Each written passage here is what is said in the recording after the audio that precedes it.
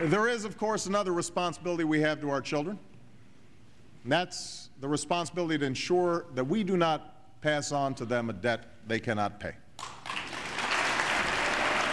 That is critical.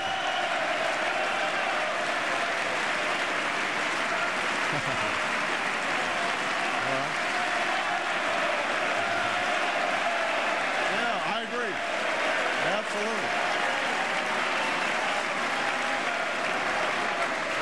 See, I know we can get some consensus in here.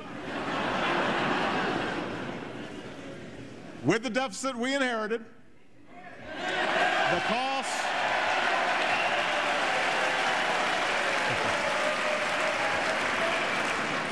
cost of the crisis we face, and the long-term challenges we must meet, it has never been more important to ensure that as our economy recovers, we do what it takes to bring this deficit down.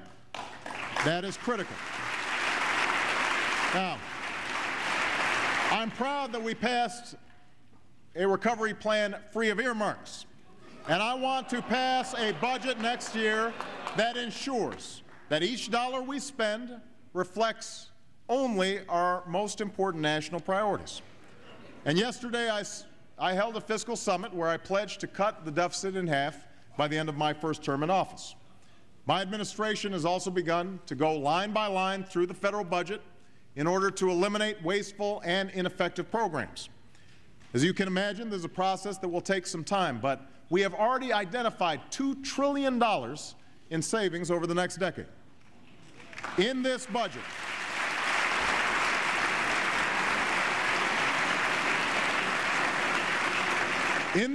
we will end education programs that don't work and end direct payments to large agribusiness that don't need them. We'll eliminate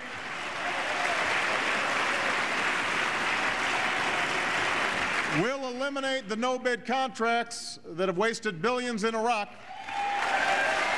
and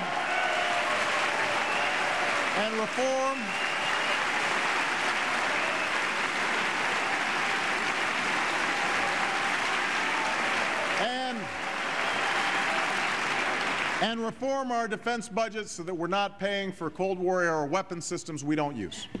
We will root out the waste and fraud and abuse in our Medicare program that doesn't make our seniors any healthier.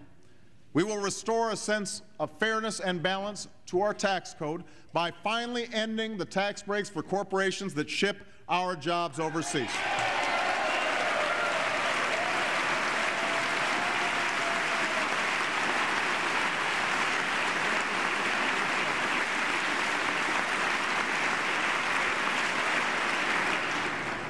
In order to save our children from a future of debt, we will also end the tax breaks for the wealthiest 2% of Americans. Now, let me be clear. Let me be absolutely clear, because I know you'll end up hearing some of the same claims that rolling back these tax breaks means a massive tax increase on the American people. If your family earns less than $250,000 a year, $250,000 a year, you will not see your taxes increased a single dime. I repeat, not one single dime. In fact,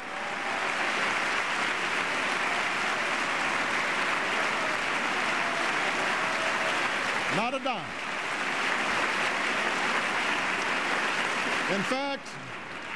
In fact, the recovery plan provides a tax cut. That's right, a tax cut for 95% of working families. And by the way, these checks are on the way.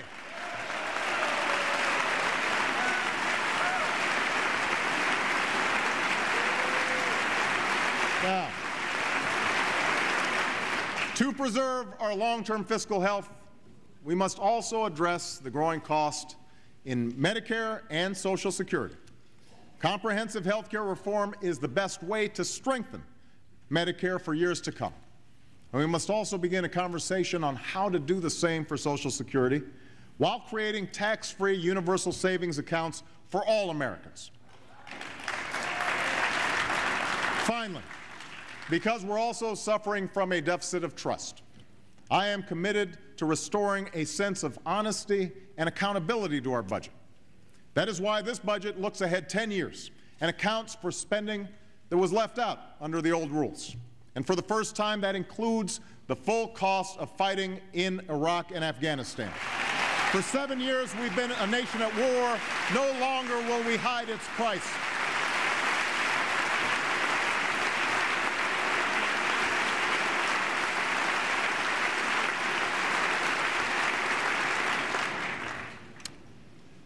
Along with our outstanding national security team, I am now carefully reviewing our policies in both wars, and I will soon announce a way forward in Iraq that leaves Iraq to its people and responsibly ends this war.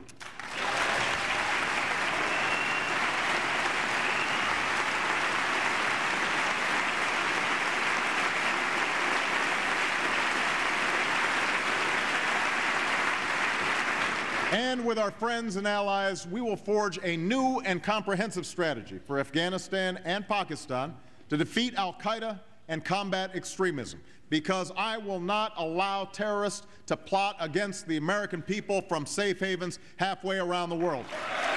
We will not allow it.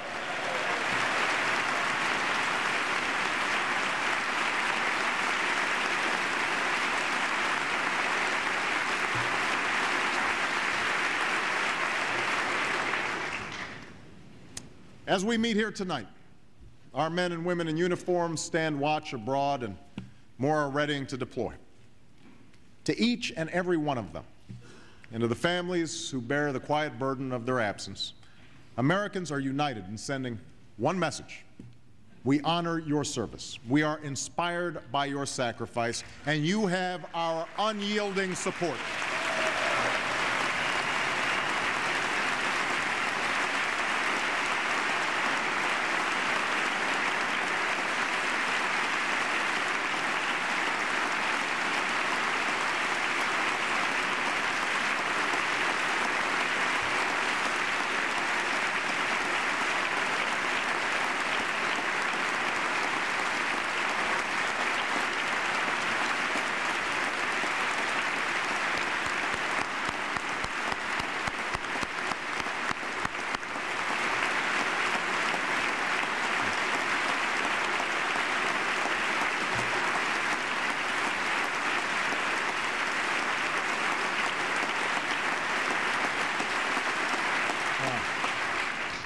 To relieve the strain on our forces, my budget increases the number of our soldiers and Marines.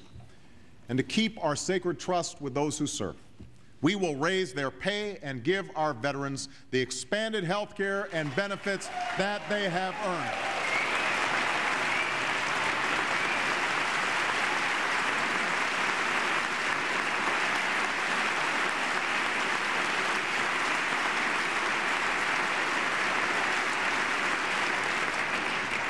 To overcome extremism, we must also be vigilant in upholding the values our troops defend, because there is no force in the world more powerful than the example of America.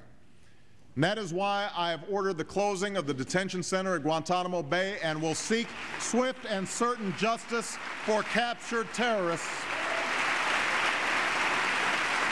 Because living our values doesn't make us weaker, it makes us safer, and it makes us stronger.